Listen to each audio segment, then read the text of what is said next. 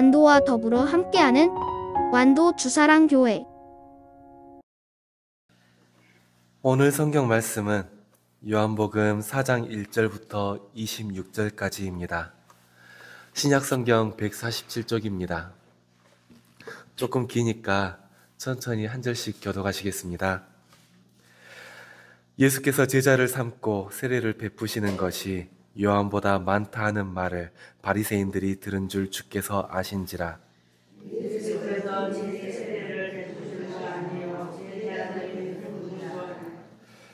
유대를 떠나사 다시 갈릴리로 가실새 사마리아에 있는 수가라 하는 동네에 이르시니 야곱이 그 아들 요셉에게 준 땅에 가깝고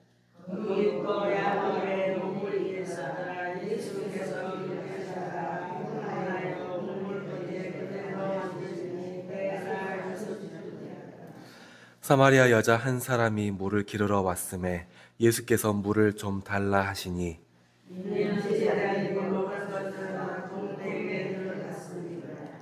사마리아 여자가 이르되 당신은 유대인으로서 어찌하여 사마리아 여자인 나에게 물을 달라 하나이까 하니 이는 유대인이 사마리아인과 상종하지 아니함이러라.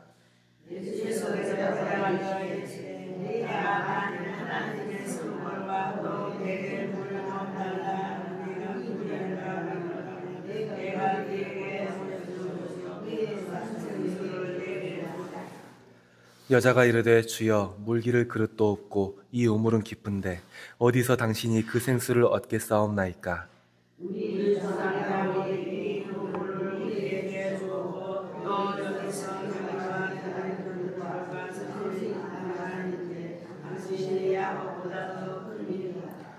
예수께서 대답하여 이르시되 이 물을 마시는 자마다 다시 목마르려니와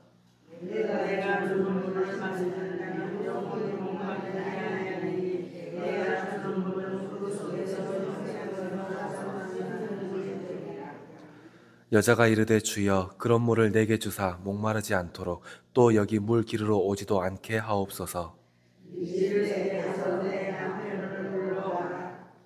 여자가 대답하여 이르되 나는 남편이 없나이다. 예수께서 이르시되 네가 남편이 없다 하는 말이 옳도다.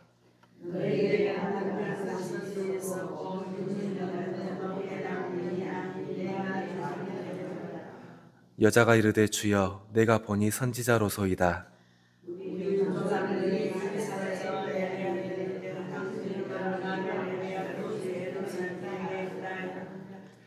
예수께서 이르시되 여자여 내 말을 믿으라. 이 산에서도 말고 예루살렘에서도 말고 너희가 아버지께 예배할 때가 이르리라.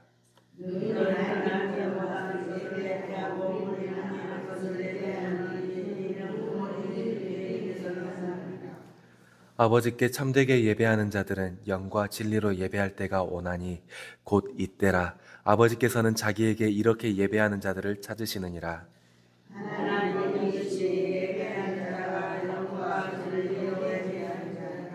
아멘.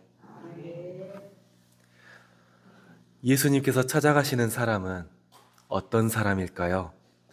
오늘 성경 말씀을 보면 예수님께서는 잃어버린 사람을 찾으러 가시는 것이 아닌가? 이렇게 생각이 됩니다. 왜냐하면 오늘 성경 말씀에서 예수님께서 마주한 사람이 그런 사람이기 때문입니다. 오늘 성경 말씀 3절과 4절 함께 읽겠습니다. 유대를 떠나사 다시 갈릴리로 가실새 사마리아를 통과하여야 하겠는지라. 아멘. 예수님께서는 다시 갈릴리로 가시려고 길을 돌이키고 계셨습니다. 그런데 갈릴리로 가기 위해 지나는 길이 바로 사마리아였습니다.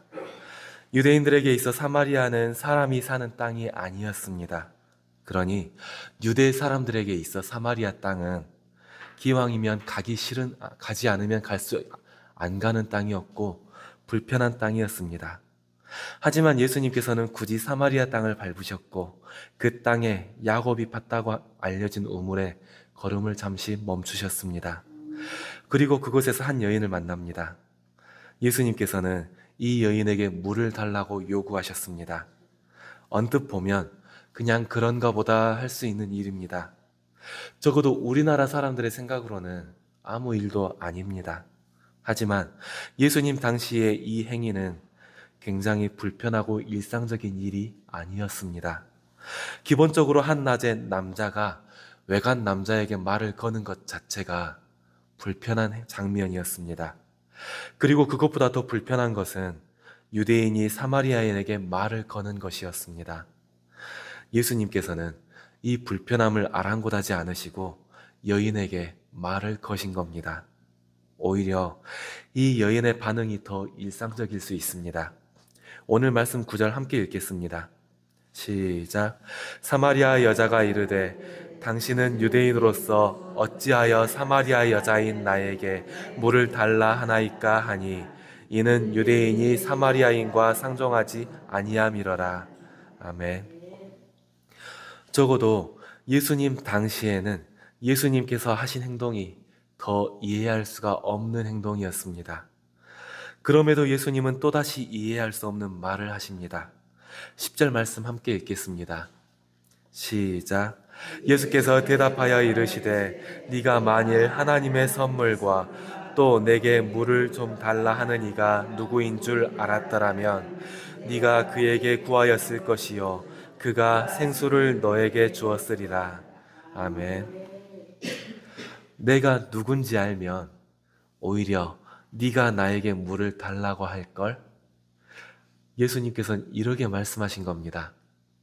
누가 봐도 이해가 되지 않는 예수님의 대답입니다.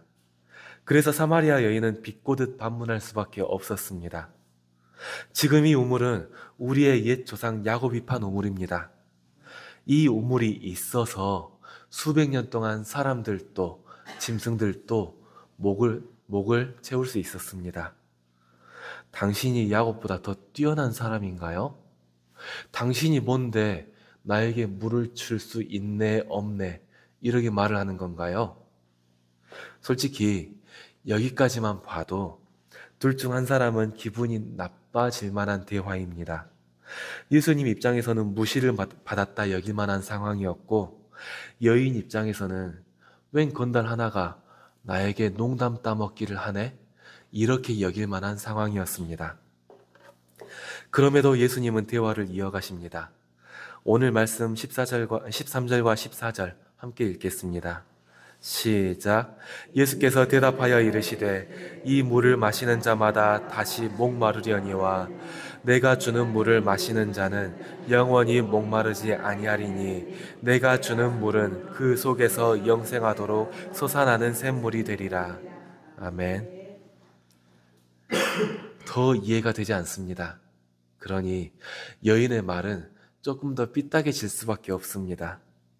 그런 물이 있으면 좀 줘보세요.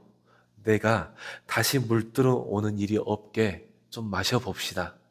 이렇게 대꾸를 하는 겁니다. 누가 봐도 서로 기분이 나빠져야 하는 대화가 맞습니다. 웬 유대인 남자 하나가 사마리아 여인에게 희롱을 거는 것처럼 보이는 겁니다.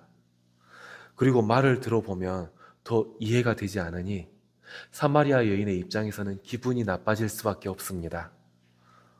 속으로 이런 생각이 들 수도 있어요. 진짜 내가 사마리아 사람이라서 만만한가?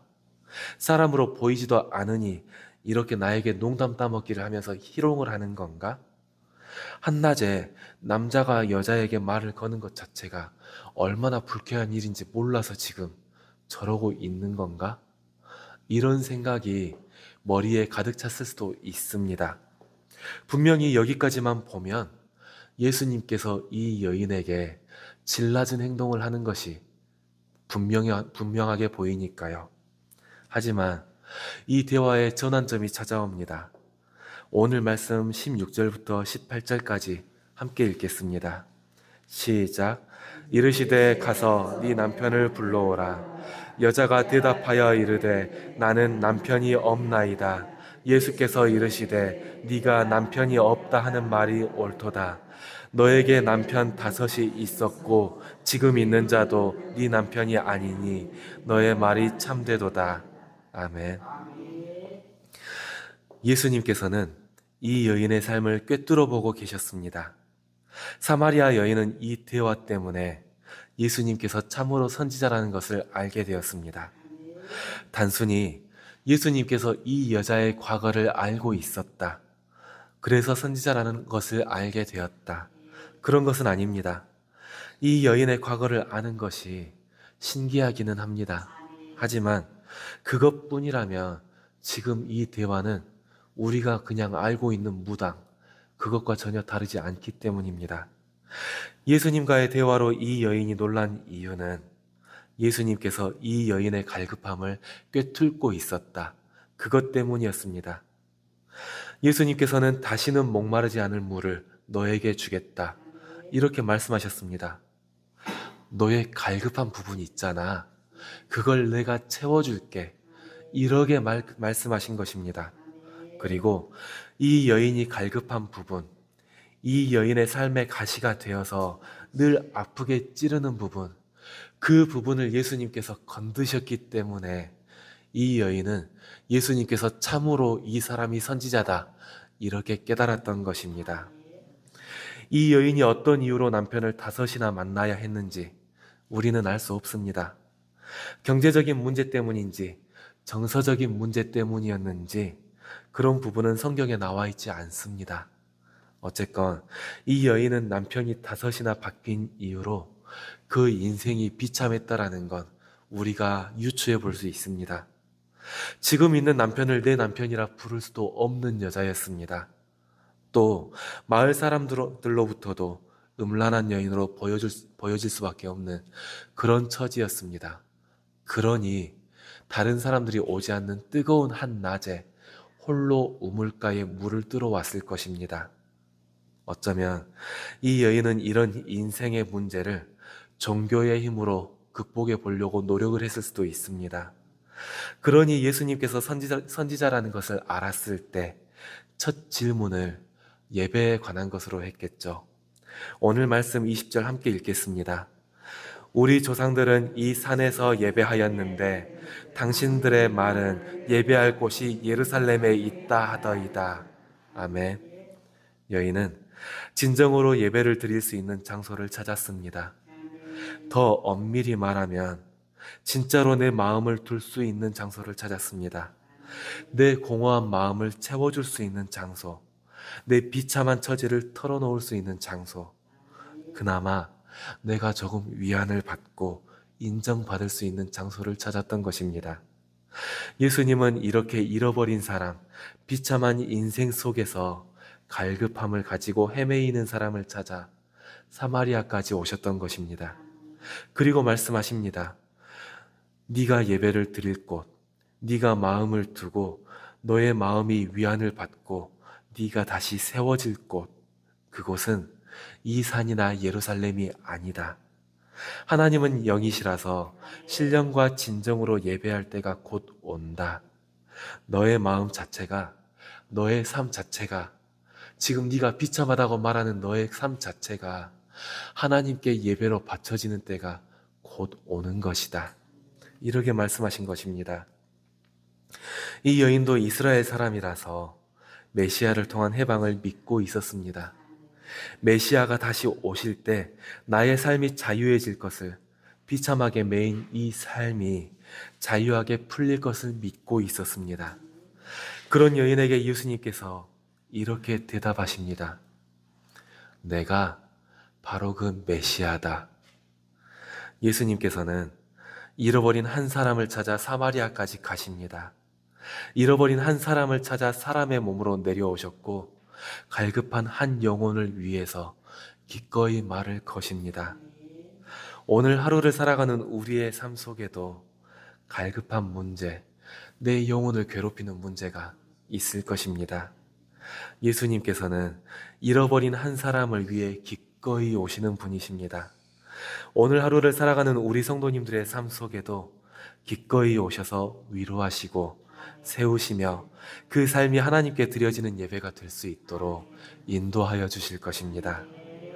우리의 삶 속에 내주하시는 예수님을 통해 오늘 하루도 승리하시는 주사랑교회의 성도님들이 되시기를 소원하면서 설교를 마치겠습니다. 기도하겠습니다. 하나님 아버지 감사합니다. 오늘 또 우리는 주님을 찾아 새벽 제단의 문을 엽니다. 우리의 마음을 보아주십시오. 우리 속의 갈급함을 보시고 채워주시옵소서. 사마리아 여인에게 다시는 목마르지 않은 물을 주신다 하셨던 것처럼 우리의 갈급함도 채워주시고 우리가 받은 은혜를 입술로 증언할 수 있도록 인도하여 주시옵소서. 오늘 하루를 살아갈 때에 예수님께서 내주하시며 인도하심을 늘 느끼며 힘내어 살아갈 수 있게 하여 주시고 나를 통해 보여지는 모습이 내 이웃들에게 복음으로 전달될 수 있도록 인도하여 주시옵소서. 내 모든 삶이 주님께 예배가 되기를 바라오니 나의 삶을 바라보아 주시고 내 삶을 받아주시고 주님께서 인도하시며 사용하여 주시옵소서. 모든 것을 주님께 맡기며 예수님의 이름으로 기도드렸습니다. 아멘.